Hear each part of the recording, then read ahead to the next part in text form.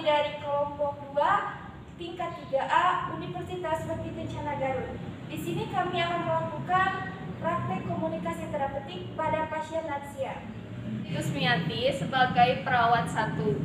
Saya Rina Nurseha sebagai perawat 2. Saya Peragisa Adinda sebagai pasien. Saya Ihsan Sidik sebagai anak 1. Saya Riri Winarti sebagai anak 2.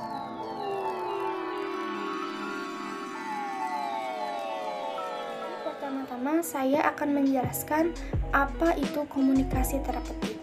Semakin tua umur seseorang, maka semakin rentan seseorang tersebut akan kesehatannya. Terdapat banyak bukti bahwa kesehatan yang optimal pada pasien lanjut usia tidak hanya bergantung kepada kebutuhan biomedis semata, namun juga bergantung kepada kondisi di sekitarnya, seperti perhatian yang lebih terhadap keadaan sosialnya, ekonominya, kulturnya, bahkan psikologisnya dari pasien tersebut. Oleh karena itu, komunikasi terapeutik harus dapat diimplementasikan secara optimal bagi pasien lansia. Komunikasi terapeutik menurut Indrawati tahun 2003, komunikasi terapeutik merupakan komunikasi yang direncanakan secara sadar, yang bertujuan dan kegiatannya itu dipusatkan untuk kesembuhan pasien. Komunikasi dengan lansia harus mempertimbangkan faktor fisik, psikologis, dan lingkungan agar lansia tetap sehat dan produktif.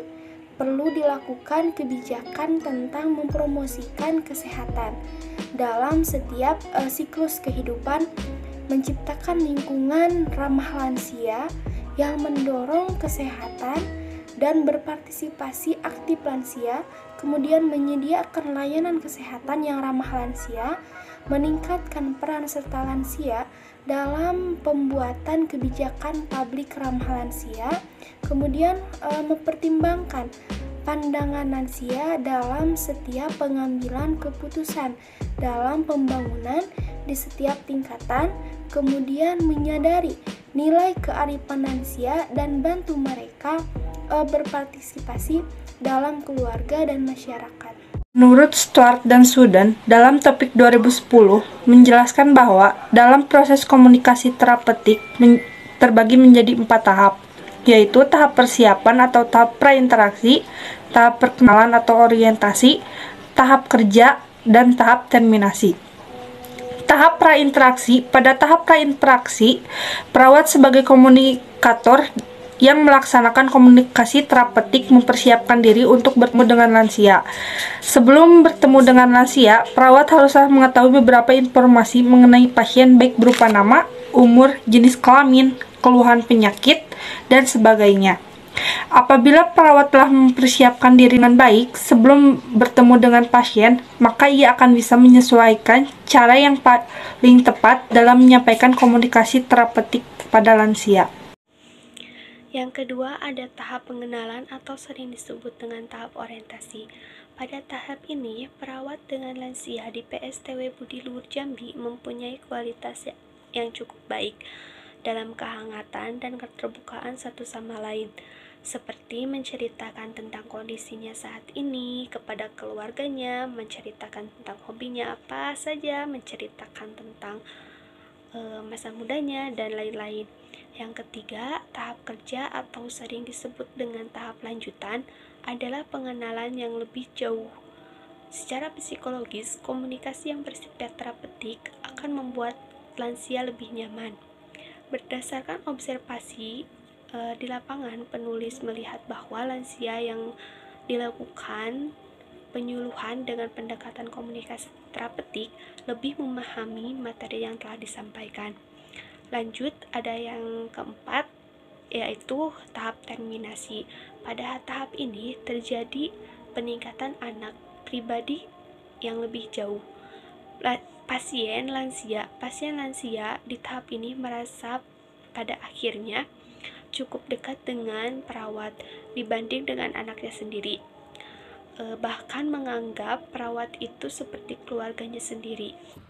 Untuk kesimpulannya, Kesehatan yang optimal pada pasien lanjut usia tidak hanya tergantung dari kebutuhan biomedis semata, namun juga bergantung pada kondisi sekitarnya seperti perhatian lebih terhadap keadaan sosialnya, ekonomi, kultural, dan psikologis.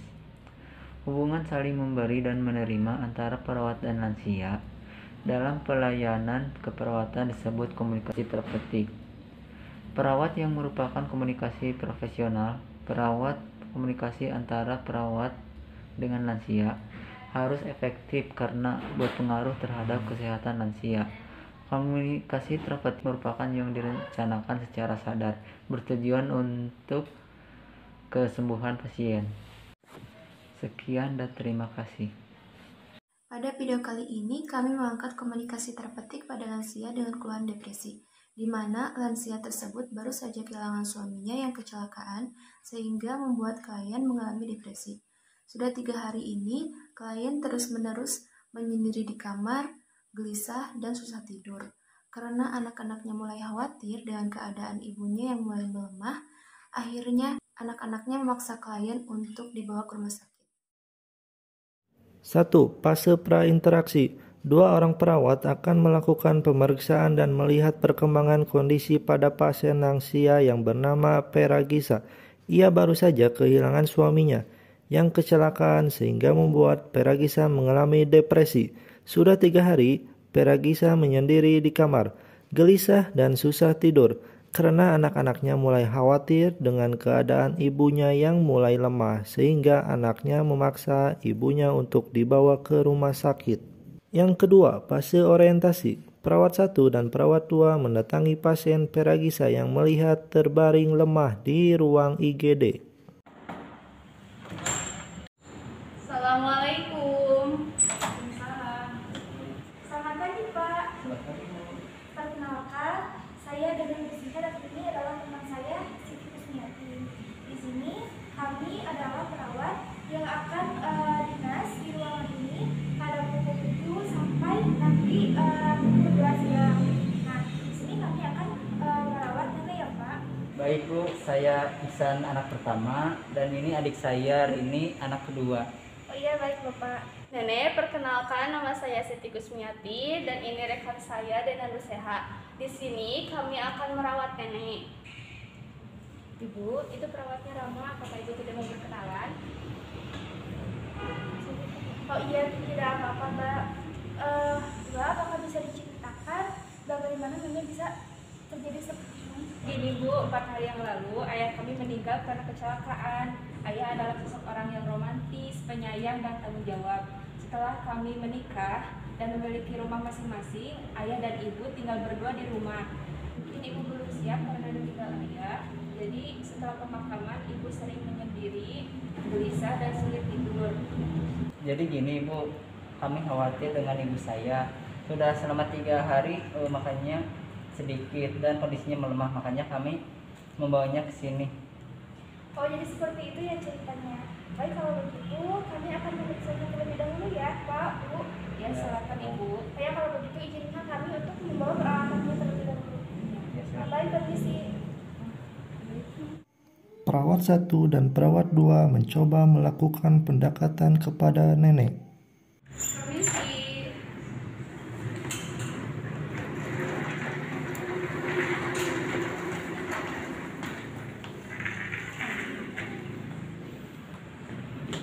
Nek, apakah masih ingat kami perawat yang tadi pagi? Apakah nenek sudah makan belum? Nenek terlihat pucat dan sangat lemas. Nenek harus banyak makan ya, katanya sudah 3 hari nenek belum makan. Nanti badannya terasa lemas dan lesu. Nenek, lihatlah anak-anak nenek. Nanti merasa khawatir. Ya, Bu. Nenek, tadi pagi nenek makannya apa? Sedikit apa banyak? Bubur Bu, hanya sedikit. Harus bertambah ya Nek porsi makannya. Nanti badan nenek terasa lemas. Oh, nenek sedang berduka, tetapi nenek juga harus menjaga kesehatan nenek supaya anak-anak tidak khawatir dan nenek juga tetap sehat. Nah, nanti Bu porsi makannya ditambah ya. Iya Nak. katanya susah tidur. Sudah berapa hari nenek tidak tidur? Iya Bu, karena saya masih sedih setelah ditinggal suami saya. Sudah 3 malam saya susah tidur. Oh, seperti itu ya, Nek. Iya Bu. Setelah bertanya kepada nenek dan anaknya, perawat mencoba menjelaskan tindakan yang akan diberikan kepada nenek. Baiklah, Nek. Pak, di sini kami akan melakukan tindakan kepada nenek. Apakah nenek bersedia? Iya baiklah kalau Bu. Kami mohon lakukan yang terbaik untuk ibu kami. Iya Pak, kami juga mohon kerjasamanya ya dalam nanti pemeriksaan. Setelah itu, perawat menyiapkan alat yang akan digunakan dalam tindakan yang akan diberikan. Yang ketiga, fase kerja. Perawat melakukan tindakan. Baik, Nek, kita mulai saja ya pemeriksaannya.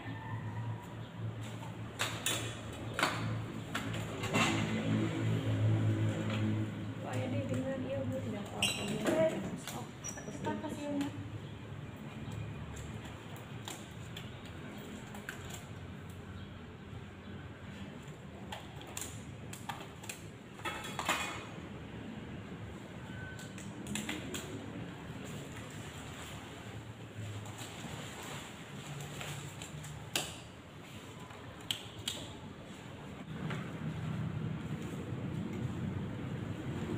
Pinjam ya, Nek, tangannya.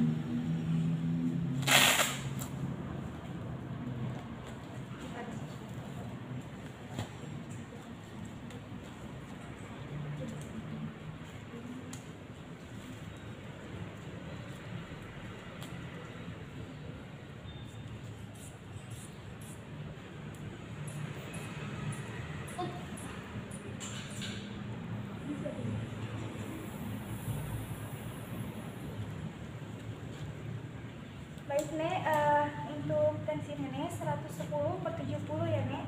Biasanya nenek tensinya berapa? Biasanya 140/90. Saya sedikit pusing dan tidak bisa tidur. Iya, Nek, karena nenek banyak pikiran, ditambah lagi makannya tidak teratur dan susah tidur karena nenek merasa gelisah. Nek, saya pinjam tangan kirinya ya. Coba diangkat sedikit. Maaf, Nek, saya akan melakukan cek suhu ya di ketiak nenek.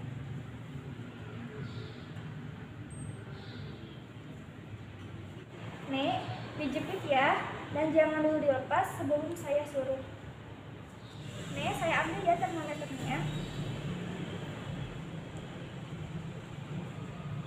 Baik, untuk suhunya normal ya, 36,7 derajat Celcius.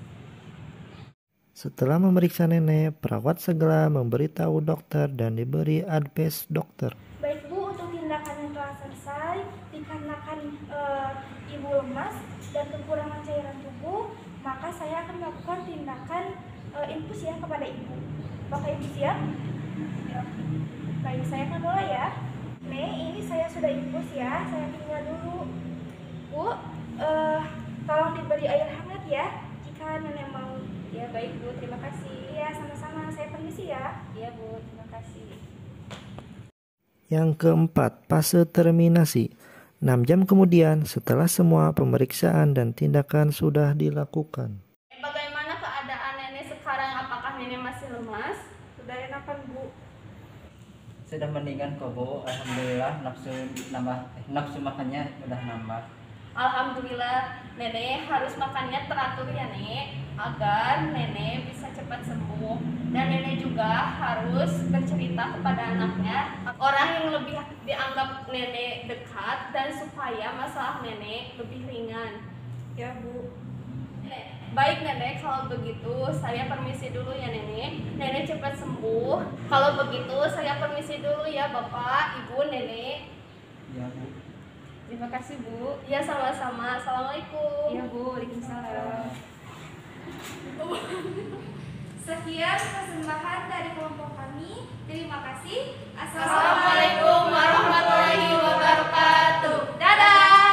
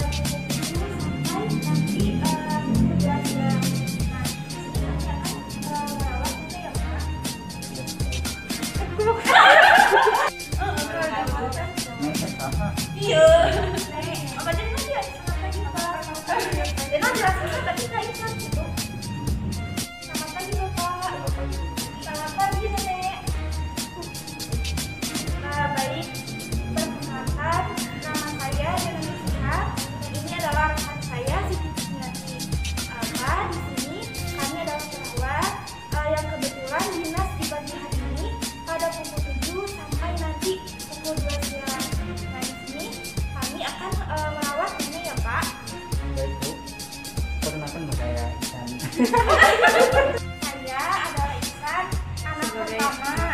Dan itu Dan ini adik saya ini sebagai anak kedua. ngomongnya sebagai Bu, saya anak pertama dan ini Ini anak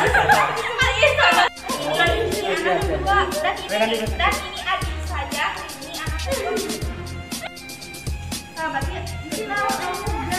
perkenalkan nama saya Siti Kusmiati dan kegiatan saya dengan sehat. Di sini kami akan merawat nenek.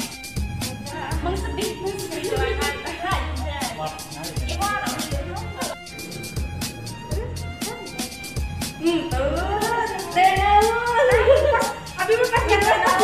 Nenek, perkenalkan nama saya Siti Kusmiati dan ini rekan saya dengan sehat. Di sini kami akan merawat nenek. Ibu, itu perawat kamu apakah ibu sudah memberi kenalan? oh iya tidak apa-apa Mbak. Mbak, apakah bisa diceritakan bagaimana ini bisa terjadi seperti ini? Jadi begini Bu, beberapa hari yang lalu saya ya kan. berarti tak apa videonya. Tapi ayahnya begini Bu, setelah 10 berarti sih santai kenapa gitu Mbak. Jadi begini Bu, 4 hari yang lalu ayah kami kecelakaan karena dibalikan meninggal karena kecelakaan. Oh Dena bisa deh. Mungkin belum siap tinggal ayah karena setelah pemakaman ayah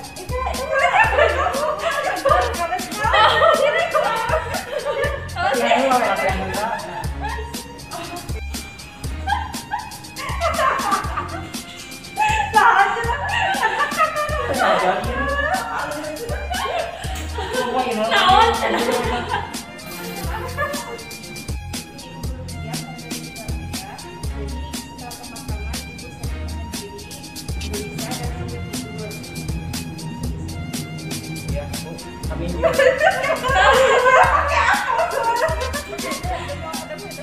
ini Bu, kami bingung kepada nenek saya.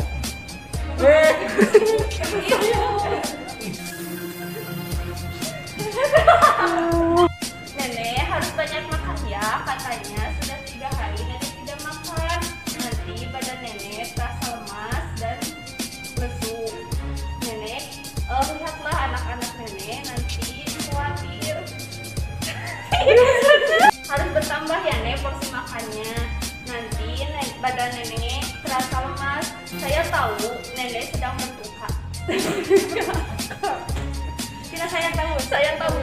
Nenek, bagaimana keadaan nenek sekarang? Apakah nenek masih lemas? Bagaimana keadaan nenek sekarang? Apakah nenek masih lemas? Sudah enakan, Bu. Oke.